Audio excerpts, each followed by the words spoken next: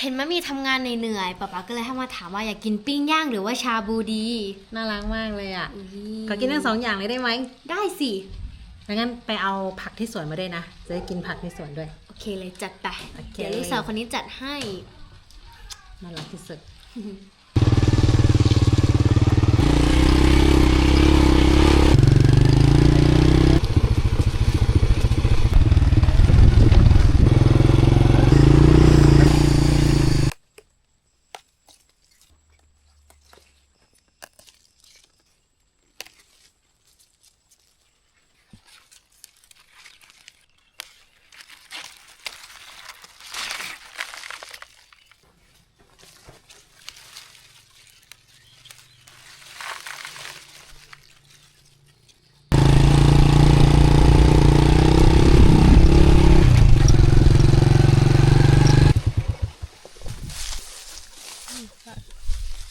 กระเป๋าด้วย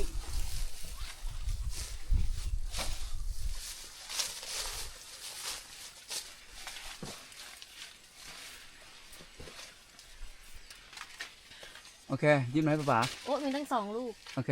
3 ลูกเลยข้างๆด้วยยื่นไม้ป๋า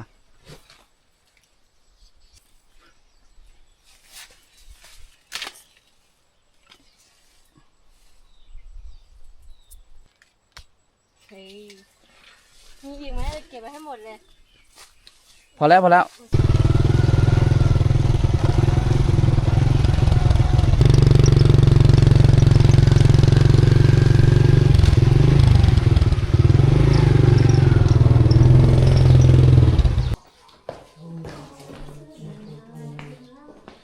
ชูก่อนเจ๊จะเอาอะไรมาให้คิดถึงเจ๊ไหมยังไงจะเอามังคุดมาให้งั้นก็หยิบมาดูซิก็หยิบมาดูหน่อยสิโอเค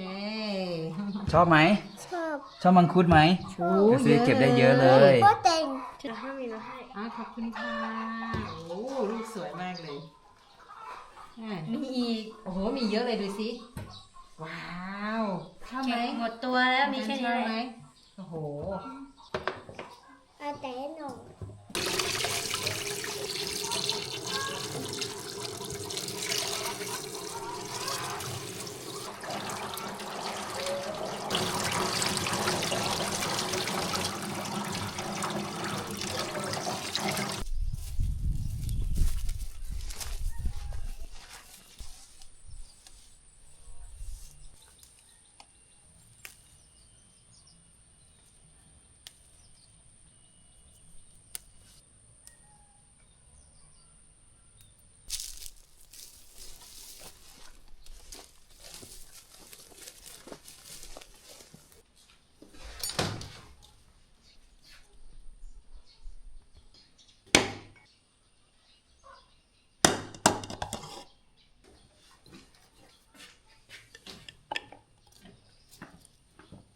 แล้วก็ใส่พริกเข้าไปสับปะรด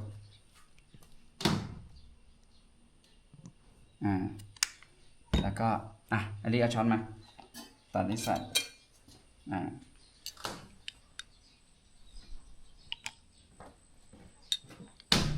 จะใส่2 ช้อนนะโอเคพอแล้วก็เติมน้ำเปล่านิดนึง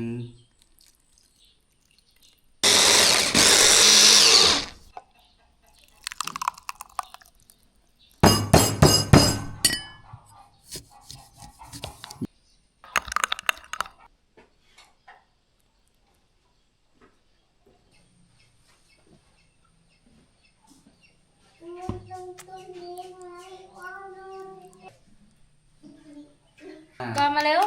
นี่จะทำอะไรให้ชิมสิไหมชิมสิอร่อยไหม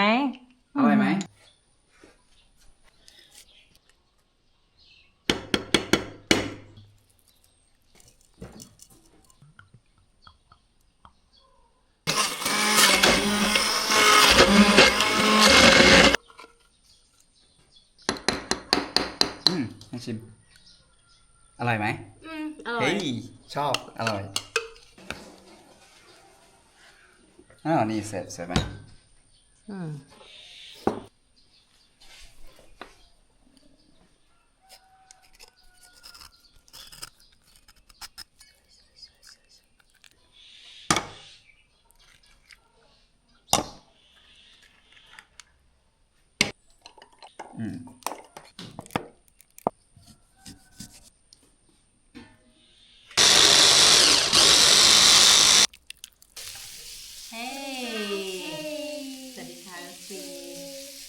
กอนกอนนะ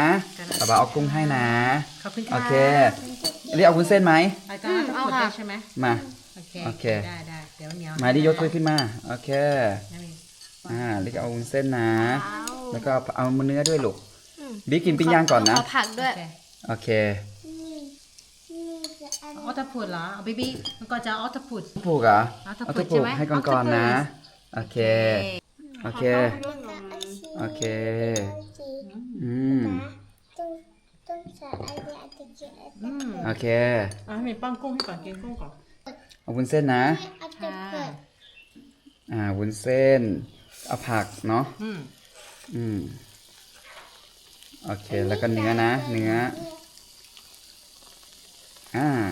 แล้วก็มาน้ำจิ้มฝั่งนี้ น้ำจิ้มหน่อยค่ะ ป๋าก็บริการ แล้วก็ต้ม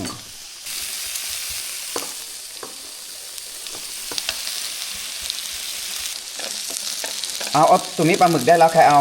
หนู โอเครีบมา พูดของให้หน่อยพูดหมด เอาอะไร อิตาเลียน โอเค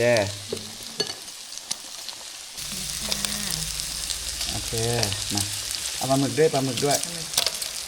ซีฟู้ด อันนี้จิ้มซีฟู้ด มันเลยอ่ะ โอเค แล้วแต่ แค่ก่อนจะกิน จะกินออตพุดนะ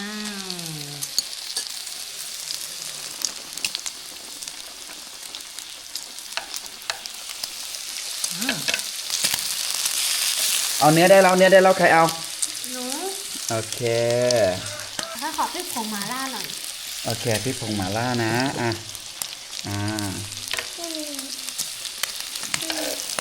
แค่ก่อนจะเอาอะไรครับ เอาไปเปิด โอเคเอาตัวผู้อีกตัวหนึ่งหนูต้มแล้วตัวหนึ่งมันจะย่างไหมตัวหนึ่งดิ ย่างเห็นก่อน โอเค มีพระอาทิตย์อาจจะเปิด เอาตัวผู้นะ ที่ร้านขอผักกาดหน่อยค่ะ โอเค โอเค เอาสูตรหม่าล่าค่ะ โอเคส่วนหมาล่าอยู่นี่ หม่าล่าอยู่นี่ละ โอเคแล้วก็ห่อแล้วก็กินเลย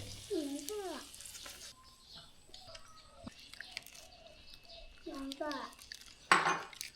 ตามหนู ใช่ก่อนเอาขอโทษด้วยใช่ไหม1 ชิ้นป้าหนึ่งนะ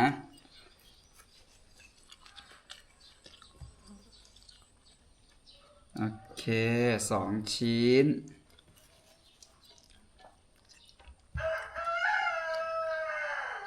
เดี๋ยวนะ3 ชิ้น อร่อยไหม ยิ้มน่อยสิอร่อยไหมยิ้มหน่อยเด้อ อร่อยมาก โอเค ทุกคนกำลังกินเลย